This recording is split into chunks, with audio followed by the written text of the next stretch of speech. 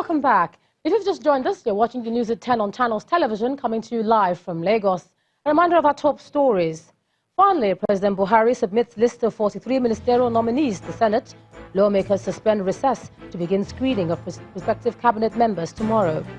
House of Representatives sets up ad hoc committee to interface with the executive on ways to end the continued protest by members of the Islamic movement in Nigeria to summon security chiefs over the issue.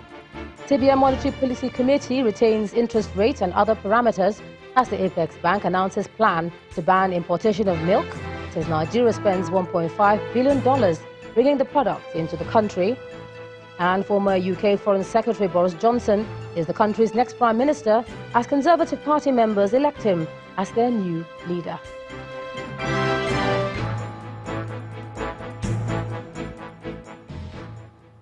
Now, for more information on our top stories, do visit our website, channelstv.com. youtube.com/channelsweb has videos of all our shows.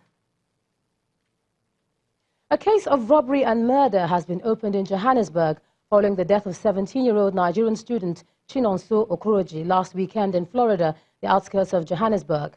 Channels Television visited the family of the deceased to find out what exactly happened on that day. When 17-year-old Chinonso Dennis Okoroji went to visit a friend in his Florida neighborhood, neither he nor his family knew how badly things would turn. He went out with a friend to visit his own friend nearby this area called Devon Deep. So on their way coming back, so they said they have 2-3 guys rushing them. So they think that they wanted to grab their phones from him, so he started running away with his friend. So those guys, they pull out the gun and start shooting. Channels Television also visited the home of the friend, Good Hope Zimba, who accompanied him on that visit. According to Good Hope's mother, her son was shot first. They shot at my son first. So according to my son, when they shot him, he saw Dennis picking up stone, trying to hit those guys who were shooting him. And from there, we don't know what happened. He says he had 2 gunshots. The president of the Nigerian Citizens Association of South Africa, Mr. Ben Okoli, and some officers from the Nigerian consulate in Johannesburg visited the area to get the full picture of what happened. This is not a xenophobic attack. This is purely criminality. It's a pure criminality. This young boy was, robbed. And trying to escape, he was shot. This neighborhood is a high crime area, and while a murder and robbery case has been opened following Dennis's death, another Nigerian is critically hurt after an incident allegedly involving the police. The Nigerian consulate is taking a protest to the Independent Police Investigative Directorate. From Johannesburg, South Africa, Betty Dibia, Channels Television News. The Central Bank's Monetary Policy Committee has voted unanimously to hold its key interest rate at 13.5%. At the end of its 2-day meeting today in Abuja, the CBN Governor, Godwin Emefiele, explained why the MPC members decided to leave the benchmark monetary policy rate unchanged, despite calls from some economic analysts for a further cut. The committee decided unanimously by a vote of all members present to retain monetary policy rate at 13.5% and hold all other policy parameters constant. Decision was informed by the conviction of members that key macroeconomic indicators are trending in the right direction and because of the lag in the effect of policy actions on output. Consequently, the MPAC unanimously voted 1. Retain MPR at 13.5%, 2. Retain the asymmetric corridor at plus 200 and minus 500 basis points around the MPR. 3. Retain the CRR at 22.5%. And 4. Retain the liquidity ratio at 30%. Meanwhile, the CBN governor has announced that the Apex Bank will soon restrict the importation of milk. Mr. Godwin Emefiele explains that Nigeria spends $1.5 billion annually to import milk, which he suggests is inimical to the economic growth. He was speaking after the Monetary Policy Committee meeting in Abuja.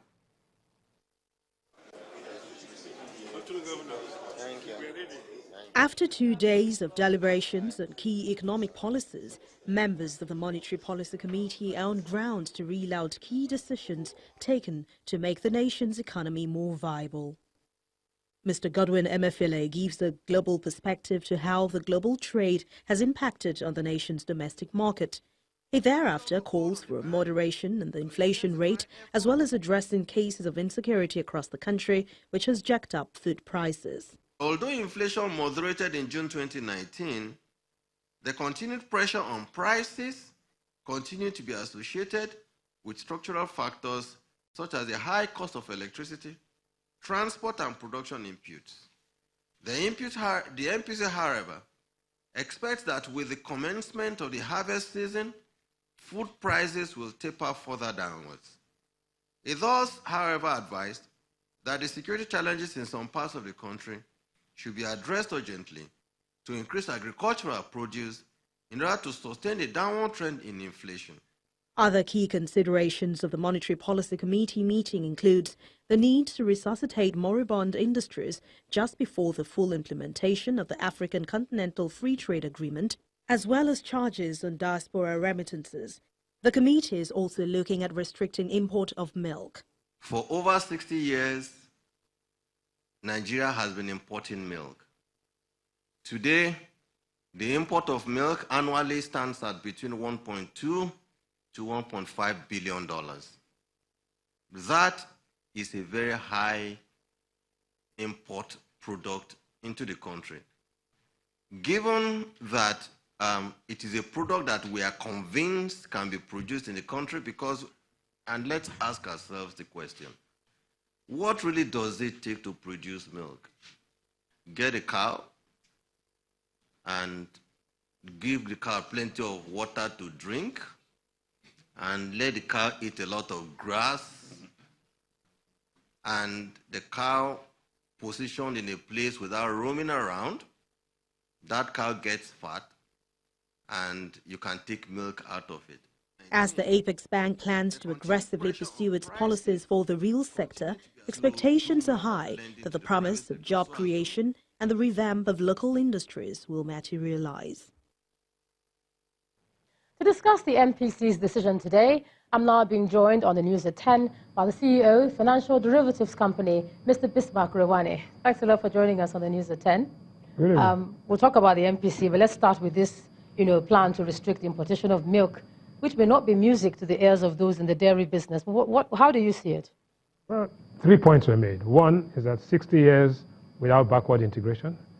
2, that $1.5 billion, which is a significant amount. And 3, that if there was backward integration, there would not have been the herdsman pastoral conflict. So let's put facts straight. 1, there's a difference between lactating cows and cows for beef. In Nigeria, there's 60 million heads of cattle. Only 900,000 of them are milk producing, which is lactation. And lactating cows don't run around the place, so they're not necessarily the type that would cause conflict or what have you. So we have to get that straight. Secondly, the backward integration is a process. So you discuss with them and you give them time to actually get the breeds that are necessary for this situation. And so you have to agree with them and incentivize them and do that. So it is true that in 60 years we could have done this. The longest journey in the world starts with the first step. However, you can't do it abruptly because it will be disruptive. Some of these companies are quoted companies. They have shareholders, they have employees and all that. They have to be given time and monitored along the way. We had a situation in the past where we had the Zimbabwean farmers coming in Kwara State, and that started, but it got nowhere. But the dairy value chain goes all the way from milk to cheese to butter to yogurts and all of that. So it's a very important value chain, and there's a correlation between protein and milk consumption and intellectual performance. So I think that's something that needs to be addressed, but not abruptly. And also, it is not absolutely true that because of lack of backward integration, herdsmen and pastoral conflict, if you are to assume that, then it will mean that when we didn't have the crisis, it was because the milk was, there was integration. So the two things are not connected. But bringing it back to some other decision they've taken, for instance, 13.5%, he said that the macroeconomic indicators seem to be going in the right direction. So if it's not broken, why fix it, yeah? Yeah, no, true. But you see, what had happened was that the central bank used instruments outside the MPR to actually alter the situation in the right direction. In other words, they changed the loan to deposit ratio all the way from, it was down at 55 or so, all the way to 60%. And that will kind of coerce the banks or persuade the banks or motivate them to actually lend. They also, the standby, what they call the standby facility under the asymmetric corridor, anything above 2.5 billion naira, you got about 8.5% up to 7.5. Now they brought it down to 2.5. In other words, the banks are being forced to lend. If not, they will get end zero. Also, they're trying to kind of control the amount of money they invest in treasury bills, so that all of this leading to system-wide liquidity. And once there's system-wide liquidity and people now lend, lending leads to some activity which helps to create jobs. So that, in an indirect way, tries to solve the security problem. But what are the consequences of this, and what's the impact of this on you sitting down at home? Basically, in the end, what is going to happen on the economy, first and foremost, you are going to have mild expansion in GDP, more short-term jobs. This is on impact right now, just yes. So that we can see the impact on the screen, if you will. Thank you. Yes. So you have excess liquidity, which will be created by this, which will stoke inflation. There will be increased capital flight, and in the end, there will be probably a weaker naira. But for the corporates, very important, lower borrowing costs. They would borrow at about 200 basis points lower, if not 400 basis points lower than what they are borrowing today. Loans to small and medium-scale enterprises will increase, which means they'll create jobs at that level, and banking sector profitability will be affected. Now, to an individual, what's going to happen in August? You are going to see some price movements. Tomatoes has already been, currently it's selling at 20,000 naira a 50 kg bag. It's going to go down to 18,000. Rice will stay constantly at 16,000. Pepper will go down from 8,500 to 8,000. And Indomie will stay flat at 2,000. Yams, we expect to go down because the harvest is beginning to start to 1,000 naira. Samovita stays flat at 3,000. And Gari stays at 6,250. But non-food, your food prices will increase marginally in the next quarter because of the minimum wage that is going to be paid. Unemployment will taper a little bit, and your house rent is likely to increase while your medical bills will stay flat. So basically, no significant change. In the end, what next? GDP will expand mildly for now. Oil revenue elasticity, it will impact on other sectors, and excess liquidity transmission into inflation to offset the adverse effect. Now, minimum wage, total cost, and arrears will be paid. Inflation will increase because of minimum wage and other excess liquidity. And the bad news is that the naira will get weaker, but not to the extent that it will distort the things. But I mean, you can't make omelette without breaking eggs. So if we have excess liquidity and we have improved growth and more jobs, then the price to pay eventually will be probably a weaker naira, but that can be contained and managed in the circumstances. So, not a bad deal. Not a bad deal indeed. Thank you so much, Mr. Rawani, CEO of Financial Derivatives Company, for breaking that down for us on the News at 10 tonight. And when the News at 10 returns, shareholders of Lafarge Africa PLC approved proposed sale of Lafarge South Africa Holding Limited for over $316 million. That's on Business News. To join us next.